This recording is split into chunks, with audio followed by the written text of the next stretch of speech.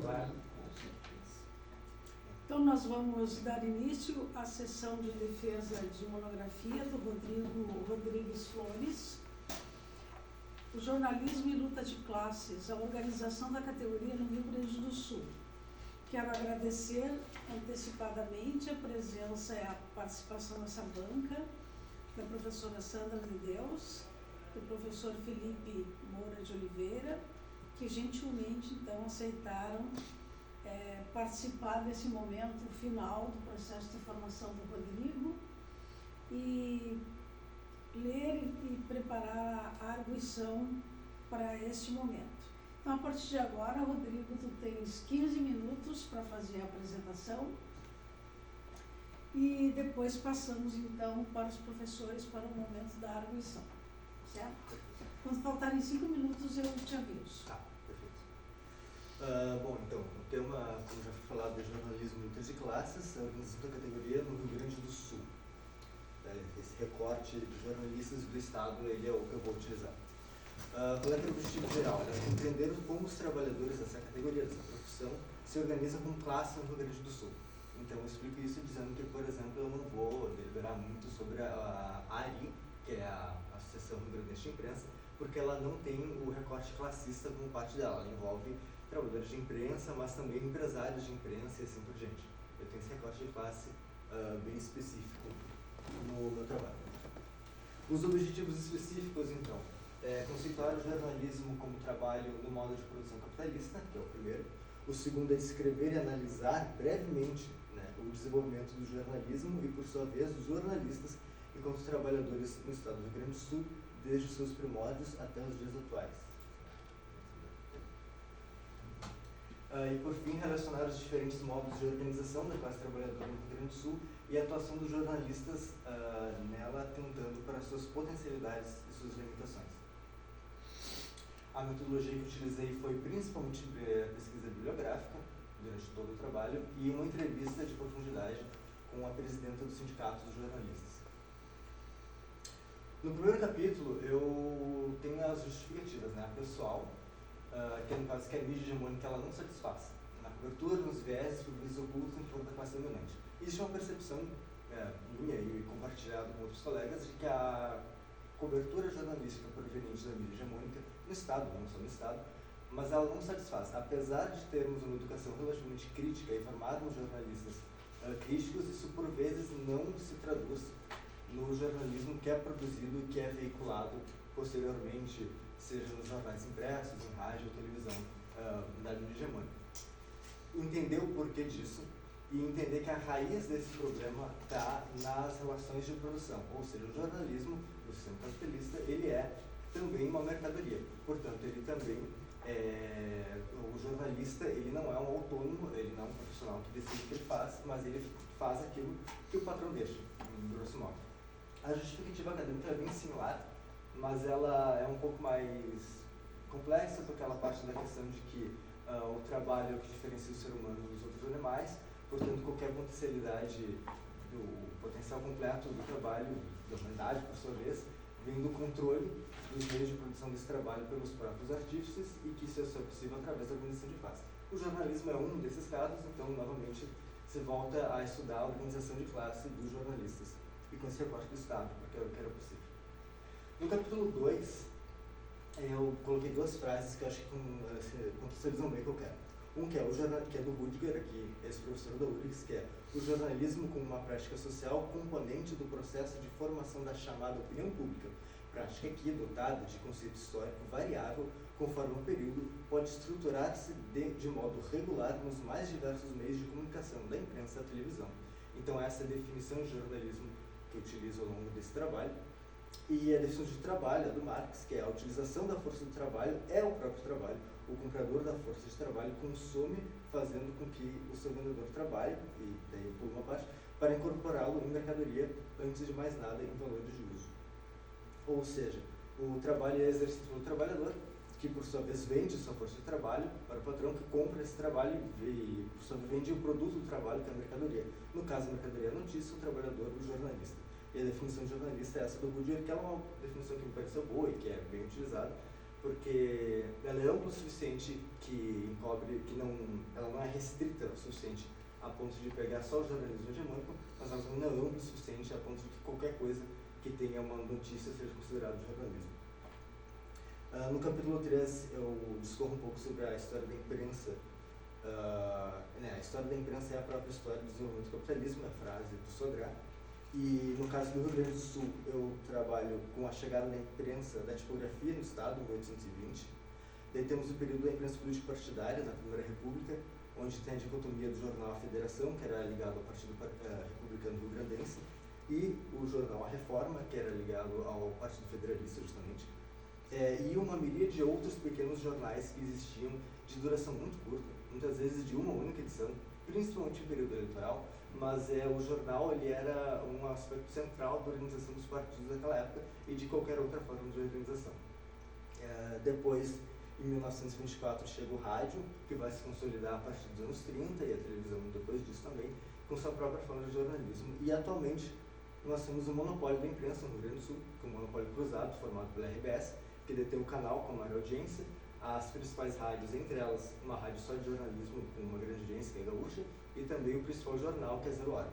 Isso é um fenômeno relativamente novo, ao longo dessa história sempre existe uma certa partição de poder, que não tem mais agora. A RBS ela detém um monopólio com o máximo ali da Caldas Júnior fazendo alguma concorrência, mas assim, muito menor. E por fim, o 4 canaliza as organizações de classe, focando nos sindicatos como um todo, mas especificamente os jornalistas do Estado. Então temos o sindicalismo da Primeira República, que ele é marcado porque ele não tem o apoio estatal, então ele é muito mais independente, onde tem uma influência dos anarquistas muito forte. Nesse momento vai se formar a Federação Operária Rio-Grandense, a FORG,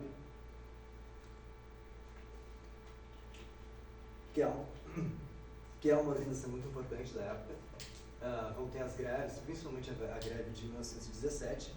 Os jornalistas, a princípio, não se organizam nesse momento, não existe um sindicato de tipógrafos, até porque a própria profissão de jornalismo está se consolidando nesse momento ainda, mas chega a partir dos anos 40, se forma, principalmente com a consolidação do CLT, vem o que eu chamo de sindicalismo varguista, que é o modelo sindical mais ou menos que a gente tem até hoje, que são esse sindicalismo centrado no Estado, na figura do Ministério do Trabalho, que recebe uma carta sindical que dá um monopólio de uma categoria geográfica, ou seja, não existe concorrência sindical, uma unidade sindical forçada, e que tem esse apoio do Estado, o que vai aumentar muito o número de sindicalizações e de sindicatos, mas por sua vez vai querer ligar um sindicalismo que ele é necessariamente tutelado pelo Estado e que durante esse momento, principalmente do Estado Novo, o governo podia fazer intervenções na diretoria do sindicato, existia essa prerrogativa, né?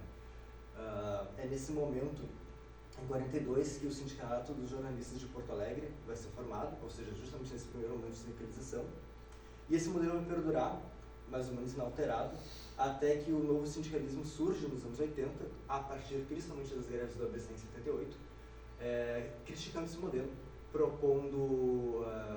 criticando esse modelo como pelego, enfim, que não é combativo o suficiente. Desse novo sindicalismo se propõe como combativo, se propôs quebrar as amarras que prendiam o sindicalismo velho, e é nesse contexto do novo sindicalismo que vai ter a greve da Caldas Júnior, e também é nesse contexto que vai se formar o Sindijors, em 1984, que nada mais é do que a expansão dos sindicatos de jornalistas de Porto Alegre para todo o Estado. A carta sindical deles vai aumentar.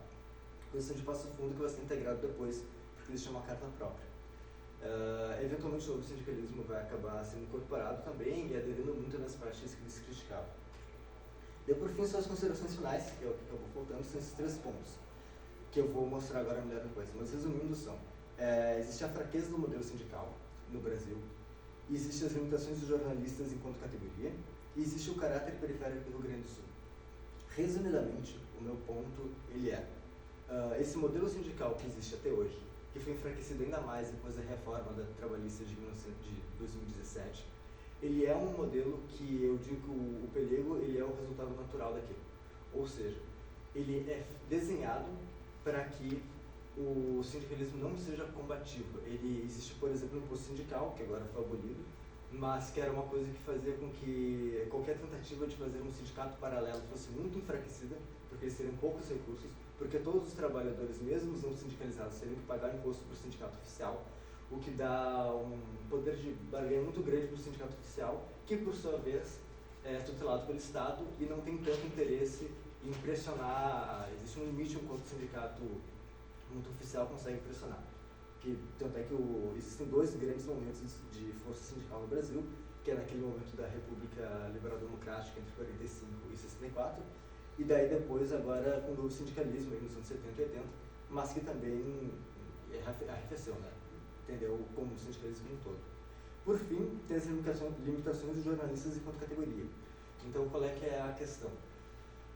Outros setores do trabalho, a burguesia ela não pode se dar ao luxo de precarizar demais. Então, por exemplo, existe, para que seja produzida um determinado produto de alta complexidade, é necessário que existam profissionais capacitados. Esses profissionais capacitados têm uma margem de barganha maior. Os jornalistas, por sua vez, apesar de ser uma profissão que exige uma capacitação muito grande, exige curso superior e tudo mais, essa exigência não é mais legal, e na prática, com o produto consumido final, pela maioria da população, ele acaba, um jornalismo de má qualidade pode ser feito por um profissional não capacitado. Então, apesar de que obviamente não é ideal, mas significa que o poder de barganha do jornalista ele é menor. Existem poucas vagas no mercado também. Então, o jornalista, se ele entra em greve, a gente tem um episódio de uma greve de jornalistas, porque existe um poder de barganha muito fraco, uma greve do Estado. Né? E também tem o caráter periférico do Rio Grande do Sul. Ou seja, quando os jornais do centro do país resolvem fazer cortes de redação, enxugar as redações, isso significa retirar as redações sucursais fora de Rio e São Paulo. E nós estamos aqui nesse contexto. Hoje em dia existem basicamente duas grandes redações, que é o Correio do Povo e a Zero Hora. E até na cadeira do professor Felipe a gente brincou que a cadeira do humanista talvez seja a terceira maior redação do Estado, porque são redações pequenas, que acabam sendo enxugadas, inclusive as sucursais que teriam aqui são fechadas e os jornalistas são precarizados ainda mais. Então muitos ainda têm contrato com seus antigos patrões, como foi de São Paulo, Terra, enfim, mas esse contrato ele é PJ, ele é de freelancer, ou seja, sem as garantias de uma CLT, sem garantia de direito de férias, a estabilidade, 13º e assim por diante. E daí, para só mostrar as considerações finais, são essas aqui, onde basicamente eu delibero sobre isso. Grosso modo desse encontro que eu acabei de fazer, mas são 3 páginas no total. Como nós temos 5 minutos ainda, se tu quiseres ler alguma parte. Se vocês analisam ao longo desse trabalho, podemos chegar a 4 conclusões. Eu posso ler em voz alta, o que vocês acham? Me parece até mais fácil. Sim. Com as informações que analisamos ao longo desse trabalho, podemos chegar a 4 conclusões quanto ao tema proposto. Após isso, vou deliberar sobre as dificuldades que me deparei ao longo do processo de pesquisa. O primeiro ponto são as consequências do neoliberalismo abordado no capítulo 2, em função do objetivo específico a. Conceituar o jornalismo como trabalho no modo de produção capitalista. Se o jornalismo tem como característica a extração da mais-valia produzida pelo trabalhador por parte da burguesia, essa extração pode ser feita de forma mais ou menos intensa, a depender do modelo. O neoliberalismo não permite muitas concessões aos trabalhadores e acirra as relações laborais, acirra a exploração ao máximo possível na intenção de aumentar as taxas de lucro. Assim, as relações laborais se tornam ainda mais precarizadas. Isso afeta todos os trabalhadores, mas de forma diferente em cada categoria, a depender do grau de organização e importância da sua função para a economia. No caso do jornalismo, é uma profissão diretamente afetada, com a predominância do trabalho freelancer sem vínculo empregatício formal, portanto, sem garantias como férias, 13º, salários, pagamento feito por demanda, jornada de trabalho fixa, entre outros. A reforma trabalhista de 2017 apenas consolidou e expandiu o que já vinha se tornando a realidade dos jornalistas no país. O segundo ponto que pode se concluir com base na pesquisa é a natureza fraca do sindicalismo brasileiro, buscando respostas ao objetivo específico C, relacionar os diferentes modos de organização da classe trabalhadora no Rio Grande do Sul e a atuação dos jornalistas nela, atentando para suas potencialidades e suas limitações. No capítulo 4, percebe-se que o modelo sindical brasileiro é projetado para ser rebaixado desde a criação na era Vargas, que, por um lado, garantia confortos e facilidades com o monopólio sindical sobre determinada categoria e área geográfica, além de uma faixa de renda que, independente do número real de sindicalizados, por outros, subordinava ao Estado o movimento. Esses dois lados da moeda contribuíram para a formação de um sindicalismo dócil, que tem poucos incentivos a fazer demandas mais contundentes. Afinal, a contribuição era obrigatória e independia de resultados nas negociações.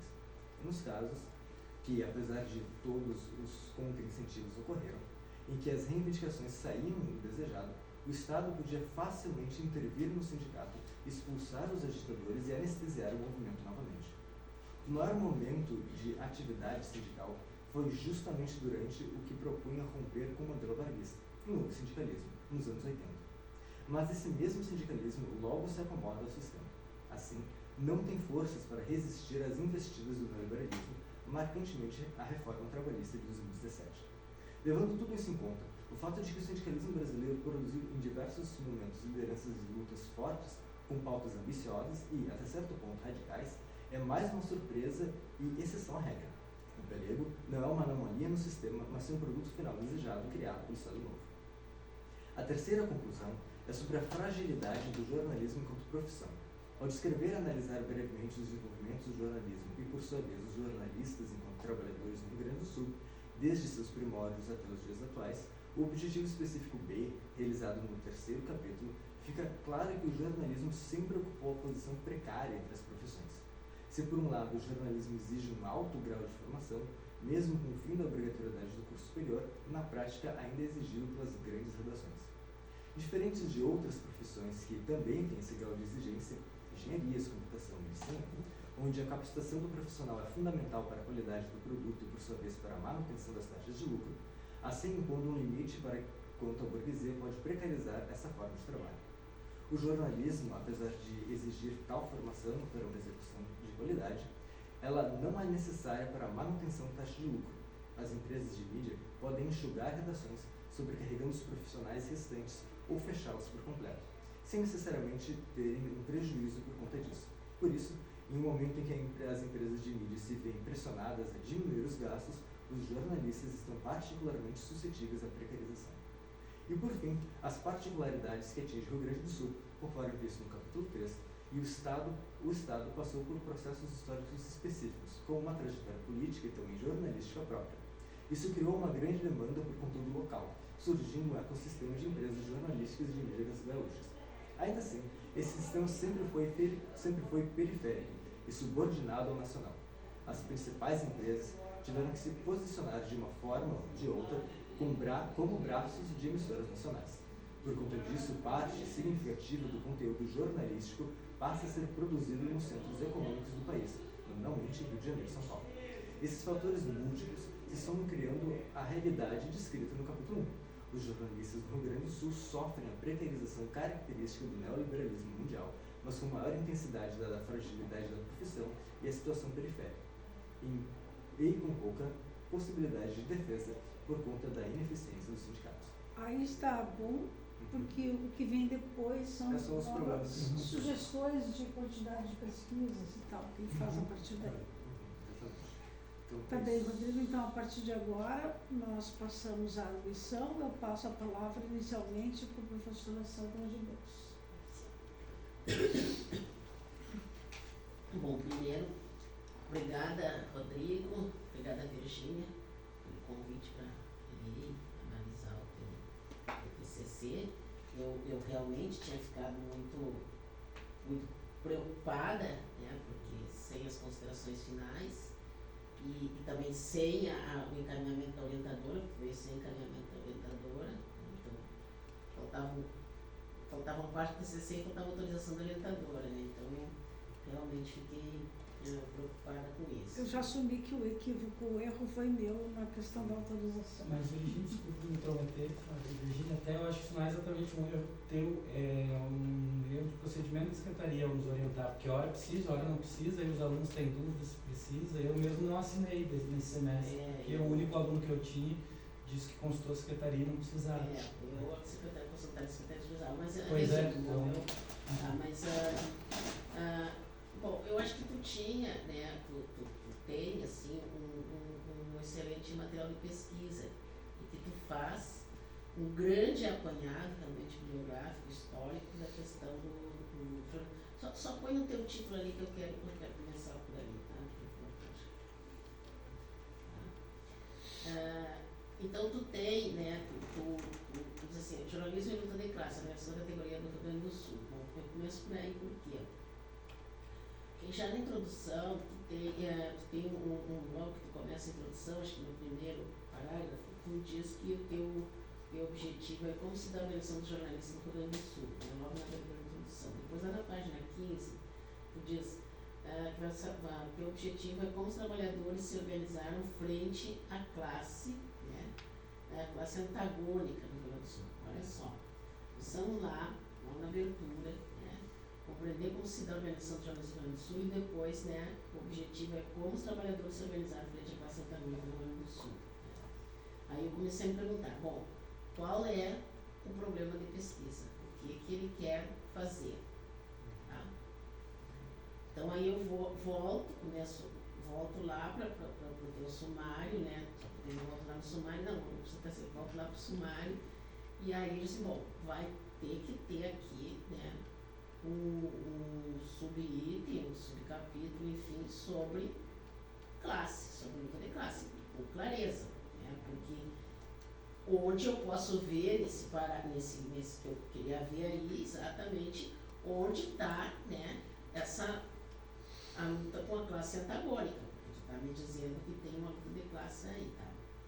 Não tem o sumário, depois não vai aparecer como um todo na discussão. E aí eu continuo perguntando qual é o problema de pesquisa que ele tem, tá?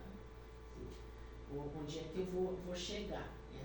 Aí eu sigo vendo e não tem as considerações, porque lá na introdução tu me diz que aqui nas considerações finais, né, as conclusões são tiradas do estudo realizado e das dificuldades encontradas, tá?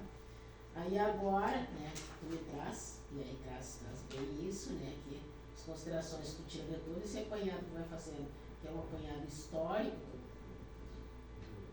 sindicato, traz uma entrevista com a presidenta ali, né, sobre esse momento. Eu acho que pelo fato da presidenta também ser uma presidenta jovem, que não tem toda a trajetória da luta de classe dos jornalistas, da organização dos jornalistas no luta de classe, né. Mas tu traz nas tuas considerações, aí tu traz a fraqueza do modelo sindical, né, que aí não é um problema, então, dos jornalistas no Rio Grande do Sul, né, é do sindicalismo dos novos tempos, digamos assim, né. As limitações da categoria, que tu descreve também aí, eu acho que as limitações da categoria, né, elas são muito mais aí do tempo recente do que do tempo passado, porque as limitações dessa categoria, dessa organização, são hoje fruto da precarização do trabalho do jornalismo, né, e o caráter periférico do Rio Grande do Sul mesmo.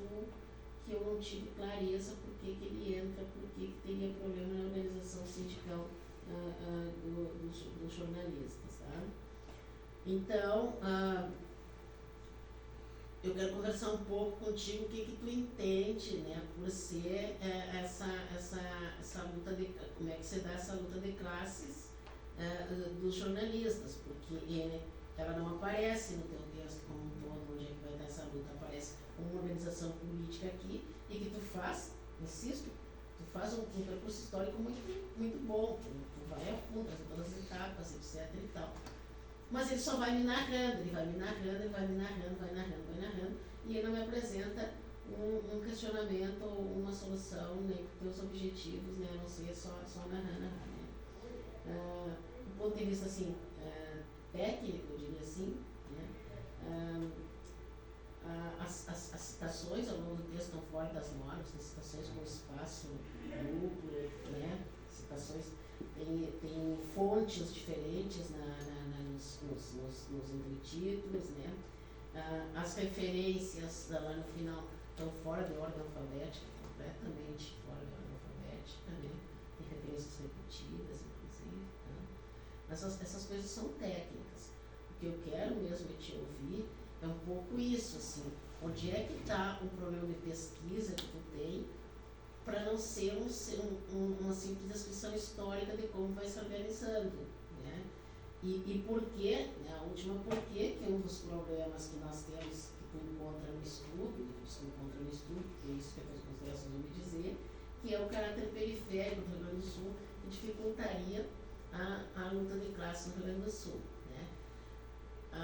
Isso não só pela tua descrição, não só pelas leituras, mas por ser alguém que vem do sindicalismo e como líder sindical no determinado período, que assim sabe, inclusive na greve da Caldas Júnior eu era uma estagiária naquele momento, né? Mas por ver que, na verdade, o nosso caráter periférico, ao contrário, nós sempre tivemos um sindicalismo aqui muito forte que se refletia no restante do país, né? Eu só posso entender que ele é periférico quando tu vai se referir lá às greves do ABC liderado pelo Lula, que aí, mas aqui a gente tinha sindicalismo forte liderado pelo Olívio Dutra e outros sindicalistas muito fortes aqui. E tinha na época um sindicalismo muito forte dos próprios jornalistas.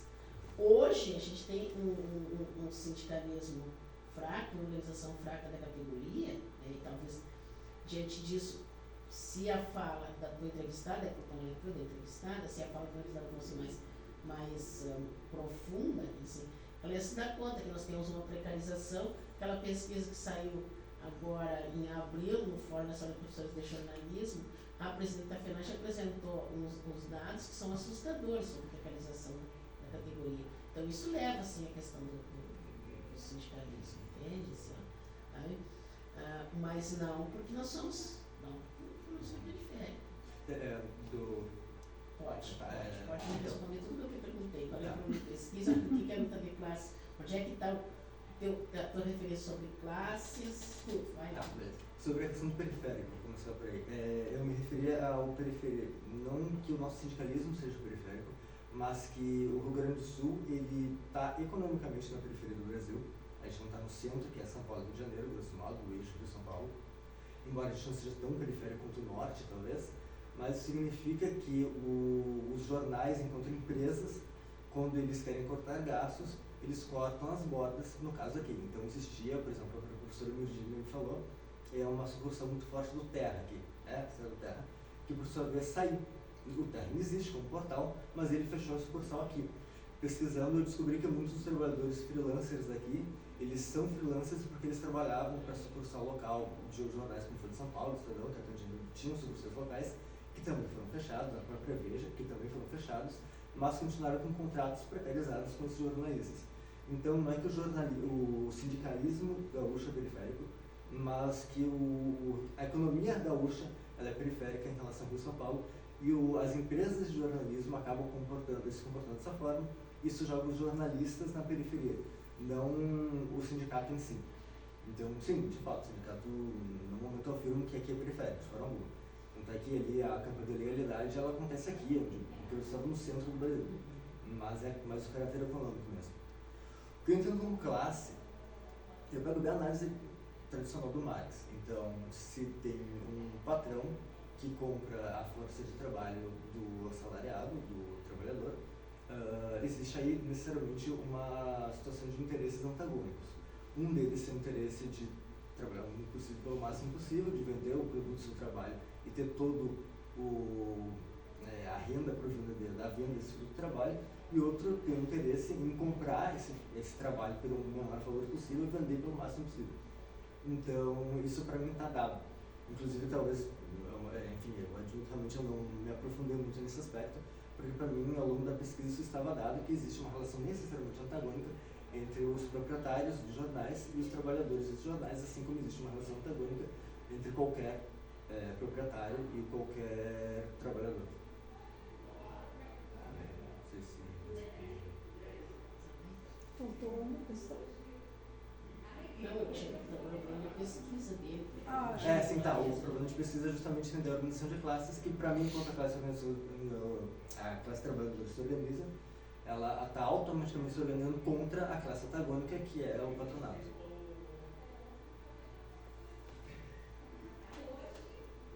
Certo. Passo a palavra então agora para o professor Filipe. Obrigado, Virgínia. pelo convite, especialmente ao Rodrigo. Quero estender esse agradecimento, porque é legal sempre perceber que, de alguma forma, a gente marcou a trajetória dos alunos quando eles decidem nos convidar para esse momento tão importante. Então, eu quero realmente reforçar esse agradecimento. Também a Sandra pela oportunidade de estar aqui ouvindo ela mais uma vez numa banca. Fazia tempo que a gente não participava como avaliador de bancas com a Sandra. E Rodrigo, quero te dar os parabéns por estar concluindo a graduação com esse trabalho, especialmente pela temática, né? Parabéns ao Rodrigo, acho que os familiares estão aí também, se não estou enganado. Parabéns por ter chegado até aqui com o Rodrigo, e o Rodrigo até se diz marmanjo ali, aos 27 nos agradecimentos, né? Eu não consideraria ainda marmanjo, antes dos 30 pelo menos, mas de fato já está numa idade um pouco mais avançada em relação aos colegas que costumam se formar mais nos 20 e poucos, né? Não 20 e muitos, enfim. Mas, Rodrigo, antes de entrar nas questões, eu concordo com tudo que a Sandra falou. Algumas coisas eu também tinha apontado, outras eu ouvi ela falar e ficou mais claro para mim onde é que estava a minha inquietação ao ler o teu texto. Acho que especialmente essa ideia de aprofundar o conceito de luta de classes teria sido bem conveniente para a gente compreender o trabalho como um todo, não que ele esteja compreensível, mas também a gente admite aqui que se trata de um TCC, tem toda uma estrutura na realização desse TCC que às vezes impede que o aluno aprofunde questões. A gente está discutindo o curso de jornalismo, estamos repensando o modelo de TCC justamente por isso. Então, em parte eu entendo, mas também não retira a tua responsabilidade, que tu mesmo admitiu que talvez pudesse ter aprofundado um pouco mais, né? Mas eu quero só, antes de mais nada, destacar a importância do tema mesmo, e eu acho que tem uma questão geracional aqui. Não quero de modo algum me confundir com um militarismo preconceituoso, mas eu estou numa outra geração em relação à professora Sandra, à professora Virginia, e eu particularmente celebro muito que a gente tenha um aluno em 2025 interessado em estudar, entender luta de classe e organização social e política dos trabalhadores do jornalismo, porque infelizmente a gente tem que celebrar, né? Até a década de 90 eram muitos os trabalhos que se dedicavam a isso, tanto em relação ao caso específico gaúcho, que a Sandra vivenciou e acabou de referir aqui, quanto ao caso nacional. E o Brasil tem tradição em sindicalismo, teu trabalho de forma mais tangencial até destaca isso. Agora, a gente vive em vias de um checkmate, né? Assim, em relação à organização dos trabalhadores. O Brasil não é a exceção, mas o Brasil é, infelizmente, como boa parte do sul global, laboratório, né? E a gente vive uma deslegitimação da organização social dos trabalhadores há muito tempo, né? Política e social, pelo menos desde o final da década de 90, eu diria até desde a década de 80, quando a burguesia brasileira, para usar o termo técnico marxista, se dá conta de que era preciso frear aquele movimento tão robusto e promissor que o Lula liderou lá no ABC Paulista, né? E que se espraiou para outras categorias. A Sandra referiu o Olívio e toda a tradição gaúcha também aqui. Associado a isso, a lógica do desenvolvimento do neoliberalismo na sua fase digital, por assim dizer, que implica numa crise para muitas profissões, entre elas a do jornalismo. Eu estudo isso já há algum tempo. Aquela perspectiva que eu tenho até um certo receio de usar e de citar, porque eu tenho muitas críticas a ela, mas a perspectiva do jornalismo pós-industrial, né? Então, para fazer a metáfora com a esteira do Fordismo que marcou no século XX, a gente tem agora o fim da esteira, não porque as funções deixam de existir, mas porque uma única pessoa dá conta de preparar o sapato. O professor de Novo Hamburgo usa esse exemplo sempre. Corta o couro, monta o sapato, é como se a pessoa fizesse uma coisa aqui e fosse para o outro ponto da esteira fazer a outra etapa, né? Isso de alguma forma também trata aqui, mas até concordo com a Sandra que em parte, até não sei se a Sandra falou especificamente disso, mas em parte poderias até ter aprofundado um pouco mais isso. Bebendo inclusive na fonte do teu orientador, que tem uma excelente tese lá no início dos anos 2000, que já trazia as implicações dessa indústria da notícia no que diz respeito a novas tecnologias. Tu também cita ela, a Virginia, mas acho que podia ter usado um pouco mais. Mas são escolhas que a gente vai fazendo, o teu trabalho já está bem longo, né, comparando com outros. E eu, hoje, sistematizando a arguição, né, eu comecei a ler teu texto na correria no final da semana passada só, aproveitei um pouco do fim de semana para isso, e aí hoje de manhã que eu fui organizar as minhas anotações que eu fiz no arquivo de PDF. E a manchete da Folha a manhã inteira foi que os MEIs já representam um déficit futuro de 711 bilhões de reais para a Previdência. Mês a propósito que foram regulamentados pelos governos do PT, o final do segundo governo Lula e o primeiro governo Dilma. Como resposta fenomenológica ao que estava acontecendo, até tem um certo mérito, né, o projeto, porque permitiu que trabalhadores informais tivessem algum nível de regulamentação, né? Mas, por outro lado, representou isso. Eu que entrei aqui depois de 2013, no Serviço Público Federal, diferentemente do regime da Virgínia e da Sandra, a minha aposentadoria é do INSS, né? Não tem mais aposentadoria especial. Proposta para outra mudança feita pelo primeiro governo Lula, depois aprofundada pelo governo Dilma. Então, assim, eu já receio pela minha própria aposentadoria e eu estou contribuindo regularmente, né? Isso certamente retira dos trabalhadores poder de barganha, né, na mesa de negociação, para qualquer categoria, mas para o jornalismo mais ainda. Então, tudo isso aqui para dizer que o teu trabalho certamente é um trabalho muito meritório no que diz respeito à escolha do tema, a tentativa de embarcar numa bibliografia tão robusta, difícil, complexa como é o marxismo, especialmente para um aluno que não tem formação em ciências sociais e ciência política. A gente oferece alguma coisa aqui nas eletivas, mas até uma certa crítica que eu tenho, não especificamente ao nosso curso, mas aos currículos de jornalismo como um todo, que deveria incorporar um pouco mais essas referências. Então, parabéns, quero mesmo destacar, porque agora é o famoso morde ou sopra, né? Eu vou fazer algumas críticas que até quase todas são mais técnicas, como a Sandra já destacou. Vou tentar não repetir aqui para não fazer o papagaio, mas vou pontuar algumas que eu acho que são importantes. Inclusive acho que tu podes depois conversar com a Virgínia, sem dar muito mais trabalho para ela, porque vocês também têm pouco tempo agora para entregar a versão final, mas acho que algumas coisas realmente merecem o ajuste para tu entregar a versão final e ir para o repositório da URGS com a melhor qualidade possível, porque colegas teus que queiram estudar esse tema vão tomar de exemplo o teu trabalho. É importante que ele esteja bem feito. E agora eu vou acelerar até um pouco para não tomar muito tempo. Quanto ao título, embora agora eu tenha concordado com a Sandra na ponderação que ela faz na relação com o problema de pesquisa que falta, eu acho que está bem o título, ele dá conta de expressar o que tu fizeste no trabalho. As tuas palavras-chave também é uma outra questão técnica, né? Então, tem muitas palavras-chave. Né? Eu não li com atenção as novas normas da ABNT, mas em geral a gente tem entre 3 e 5 palavras-chave, então o trabalho tem mais que isso, então eu revisaria. Ao mesmo tempo, eu não repetiria palavras que estão no título nas palavras-chave. Isso é uma técnica de melhor indexação do trabalho, para aproveitar melhor as possibilidades do teu trabalho circular quando alguém vai para o Google pesquisar. É melhor não repetir palavras que estejam no título. O título já é um dos primeiros elementos que qualquer buscador vai, então tu melhora a expansão aí se tu não repetir. E fica entre 3 e 5, que é, se não me engano, a norma, né? Quanto ao resumo, eu acho que é um bom resumo, também dá conta de nos dizer o que tu vai oferecer no trabalho. Tem, eu acho, um errinho ali, tu refere a reforma trabalhista como de 2016, e agora na apresentação tu refere em 2017, e ela certamente foi promulgada em 2017 pelo Temer, eu só não tenho certeza se ela não começou a ser votada antes, enfim, é 17 o marco, né, histórico. Só corrige, isso é fácil de fazer. E só faltou na minha avaliação, nas tuas considerações finais, o que tu faz, no resumo, o que tu faz na introdução, e normalmente falta na introdução isso também, então é um mérito teu ter feito, que é a antecipação dos resultados.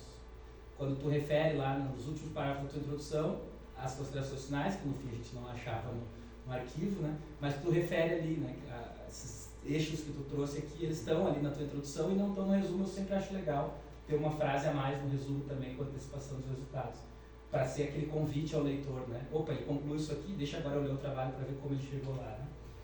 O teu sumário, eu acho que ele é bom em relação à organização dos capítulos internamente, mas eu também concordo com a Sandra, assim, se eu entendi bem a crítica dela, primeiro sobre a falta do conceito de lucro de classe estar mais claro. Talvez tu até possa fazer um parágrafo ou 2 a mais, ali no capítulo 2, né, jornalistas e capitalismo.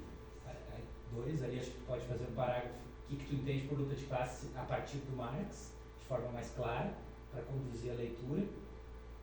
E aí, bom, eu tinha notado aquilo que para mim é o principal problema, mas agora em parte ele está solucionado, que é, para mim faltou mais do que as considerações finais, faltou também um último subcapítulo de discussão dos resultados, para daí fazer isso que a Sandra sugeriu, né? Como é que tu responde ao teu problema de pesquisa, que não está enunciado no texto, mas tem um objetivo geral claro. alcancei, mais ou menos, e aí onde tu vai... Na verdade, a proposta que eu tenho para te fazer é dividir essas considerações finais ali que tu nos apresentou entre discussão dos resultados, que é aquela primeira parte, e aquela que tu até não leu, que eu concordei que não precisava, é o que é efetivamente considerações finais, na minha opinião. Que é quando nas considerações finais reflete sobre o quanto tu conseguiu atingir o objetivo geral, os específicos, e o que está no início das tuas considerações finais, para mim, é a discussão dos resultados. Né? É quando tu responde a um problema de pesquisa que, repito, falta a pergunta. E aí me parece que isso explica um pouco também de outras deficiências, por assim dizer, do trabalho, não ter essa pergunta clara, porque daí tu não te compromete com respondê-la, né, no final. Em parte é uma questão quase que só semântica de texto, tu poderia retirar do que já existe no texto e transformar em pergunta. Eu anotei aqui, me metendo um pouco inclusive, na página 15, se não me engano, o último parágrafo da página, tu vai nos dizer assim: dessa forma, surgem indagações a respeito de, não tem 2 pontos, mas eu estou colocando porque me parece que ali tem um problema de pesquisa possível, a respeito de 2 pontos. Como se opera a luta de classes no campo profissional dos jornalistas? E aí eu acrescentaria no Rio Grande do Sul ao longo da história. É uma pergunta que talvez conduza melhor a leitura, no final tu responde, de certa forma, como que ela operou e por que ela está no estágio como ela está hoje. Depois, se tu e a Virginia quiserem aderir a essa sugestão, tu me pede que eu digito e te mando essa proposta. Ou tu poderia fazer aquilo que beira a preguiça, que às vezes alguns alunos fazem, que é simplesmente transformar o teu objetivo geral em pergunta. Na verdade, normalmente o processo é o inverso desse, né? Tu tem uma pergunta e transforma ela em afirmação para ser o objetivo geral. Que eu repito, está no limite da preguiça porque, tá bem, tecnicamente não está errado. Ou seja, qual seria a tua pergunta? Como os trabalhadores desta profissão, no caso do jornalismo, se organizam frente à classe antagônica, a empresarial, no estado do Rio Grande do Sul ao longo da história? Interrogação. Né? Então tem essas 2 opções que eu acho que ambas podem funcionar bem para o teu documento final. Repito, se vocês quiserem acatar essa sugestão, eu redijo, porque eu ainda sou analógico nessa coisa de avaliar trabalho, eu prefiro estar anotando sempre.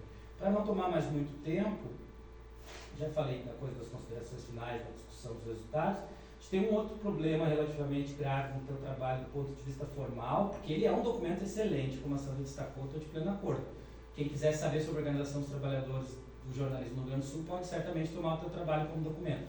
Mas do ponto de vista mais técnico, que foi a palavra também que a Sandra sugeriu, a palavra metodologia, por exemplo, aparece só no resumo. Então, assim, no mínimo eu acho que precisa uns 2 parágrafos na tua introdução, que eu sugiro que apareça logo depois do teu objetivo geral específicos, 2 parágrafos que defenda a metodologia que tu usou.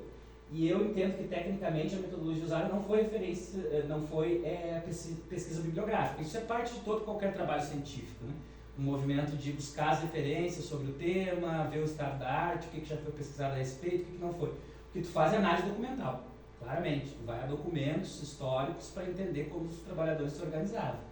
Então eu diria que a tua metodologia, assim, isso aqui não é uma crítica pesada, Rodrigo, porque isso é normal para quem tem uma primeira experiência de pesquisa no TCC, detalhe técnico, né, Virginia? Às vezes a gente até explica numa orientação, o aluno não entende muito bem, não por falta de capacidade do aluno, mas porque pesquisa é uma coisa assim como jornalismo que se aprende fazendo também, né? Não só na escola. Então, pensando mais até em movimentos de pesquisa futuros, se quiser fazer mestrado, doutorado, é importante ter esse cuidado, porque a metodologia é o que dá porte para esse trabalho, para ele ser chamado científico, né? E repita, eu até tomei o cuidado de fazer a busca localizar na página, né, para ver se aparecia, e realmente aparece só uma vez no resumo.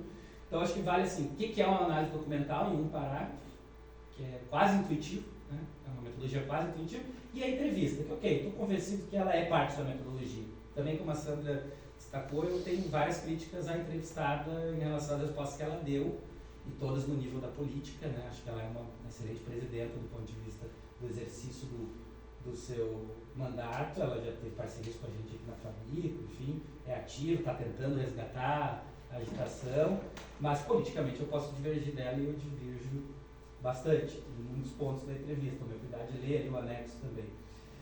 Então eu tomaria esse cuidado porque é um ajuste de texto, tá? E aí, para finalizar, muito mais te dando sugestões de coisas para pensar no futuro também, mas que talvez tu pudesse ter enfrentado, limpando um pouco alguma coisa de história que às vezes fica um pouco repetitivo, né, a leitura um pouco maçante. por exemplo, cobertura do sindicalismo pelos jornalistas. Talvez tu pudesse ter tratado um pouco isso, porque o jornalismo, ao ser um meio de produção de sentido, na lógica marxista, que tem donos, ele trabalhou para essa deslegitimação que eu fiz lá no início, o cenário, né? Que chega a reforma trabalhista, a pejotização. Não estou falando da cobertura dos próprios jornalistas, estou falando, por exemplo, como é que a gente cobre hoje a organização dos bancários, né? Ou como é que cobriu historicamente, né? Repito, essa certamente não é uma falta, seria outro trabalho, mas talvez tu pudesse ter dado uma passadinha aí, né? Que eu acho que é interessante pensar. E me leva, assim, aquela coisa dessa opinião da IBS, recente, semana passada, retrasada, se vocês viram esse busto, defendendo o direito de Israel a exterminar o povo iraniano, porque, afinal de contas, o povo iraniano quer exterminar Israel, então, né, que Israel extermine o povo iraniano. Quer dizer, uma coisa absolutamente ridícula, né? Mas a gente é obrigado a conviver com isso porque não tem uma regulamentação decente. E o digital também já destaquei, que eu acho que poderia ter aparecido mais, porque me parece que ele é um dos motivadores desse sistema fraco que tu conclui no final, né? E a gente poderia tratar de outras coisas também, né, Sandra? Talvez tu mais do que eu saiba disso, assim, porque mais tempo de cancha, né, no próprio mercado, Virgínia também, mas também ego, narcisismo, o capital social que a profissão nos confere, né? Então, de repente, se eu sou um colunista que circulo pela elite gaúcha, eu quase que me sinto parte dela e daqui a pouco não me organizo, né, sindicalmente, porque penso que isso não é para mim, isso é para a Foca ou para quem cobre polícia ou geral, enquanto a hora que o Sirotsky quiser me demitir e pôr outro colunista no lugar, eu passo a ser lixo né, dessas elites que eu achei num dado momento que eu podia ser parte porque me convidavam para participar dos banquetes, né? Também para tu pensar no futuro, que não é uma questão para agora. E daí eu não fiz nenhuma pergunta objetiva, Rodrigo, fica à vontade se tu quiser comentar alguma das coisas que eu falei, porque eu realmente queria ouvir um pouco a pergunta que a Sandra tinha feito, então ela já me contemplou. Mas se tu quiser comentar, fica à vontade. Não, eu queria comentar, agradeço as sugestões dos dois professores também. Como estou anotando, significa que tudo falou, eu vou anotar depois e mesmo o que a gente for mudar agora, senão fica para a próxima, para outras pesquisas de como aprendizado. Mas sobre essa questão que tu falou agora por último, eu concordo, inclusive, agora tu conduz tudo isso, mas se me perguntar nas conclusões finais, que uma sugestão, uma coisa que pode ser precisado, é essa formação da subjetividade do jornalista, que ele se entende por vezes como parte de um grupo que ele não faz parte, que ele apenas cobre esse grupo. Mas como ele acaba interagindo socialmente com ele, se entende. Só que eu não entro nesse ponto porque daí isso é um outro trabalho, mas eu acho que é algo que assim, também tem essa impressão. Também fiquei com essa impressão no final do trabalho. Mas acho que é isso que eu tinha falado. Obrigado. Então, agora eu vou pedir licença para ti, Rodrigo, também para a tua plateia aqui, que a banca vai se reunir e deverá. Tu aguarda um pouquinho, que daqui a pouco eu te chamo. Eu envio para você agora ou acho que não precisa? Não, acho que pode ser depois. Enviar por e-mail ali? Pode enviar por e-mail. Vamos fazer agora. Tá, eu vou ali para os computadores ali que eu vou usar. Certo. O que eu estava sugerindo não era que não fosse agora, só que não fosse agora, espera a gente comunicar.